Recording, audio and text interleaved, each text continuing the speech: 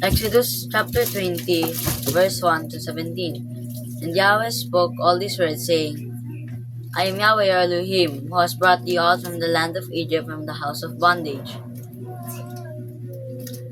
You shall not have any other Elohim before my face. You shall not make a graven image for yourself, or any likeness in the heavens above, or in the earth beneath, or in the water under the earth. You shall not bow to them, you shall not serve them, for I am Yahweh, Elohim, a jealous El, in visiting the iniquity of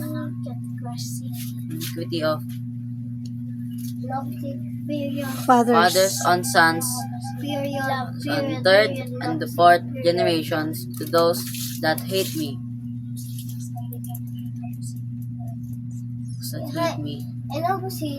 And loving thousands that love me, and doing kindness to thousands. doing kindness to thousands, to those loving me and to those keeping my commandments. You shall not take the name of Yahweh your Elohim in vain, for Yahweh will not leave unpunished the one who takes his name in vain. You shall remember the Sabbath day to keep it holy. On the sixth day you shall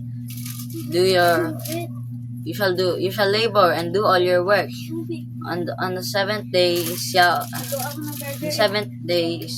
Shabbat. For Yahweh is in your Elohim. You shall not work. You shall not work, you and your son and your daughter and your male slave and your slave girl and your livestock and your stranger in your gates, who is in your gates. Honor your on the sixth day, Yahweh made the heavens and the earth and the sea and all which is in. On the seventh day, Yahweh rested and accounted the seventh day. And accounted the seventh day.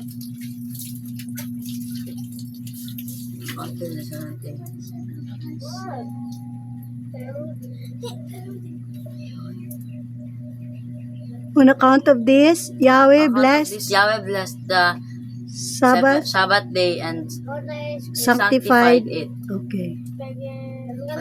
You shall not murder. Honor your Honor father. your mother and your father. Honor your father and your mother.